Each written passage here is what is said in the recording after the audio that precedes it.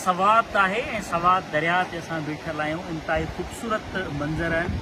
Corona virus का लागी तो 4-5 महीननि ताईं पूरो मुल्क तकरीबन लॉकडाउन घरनि ताईं महदूद रहियो, परेशानी में रहियो, टेंशन में रहियो।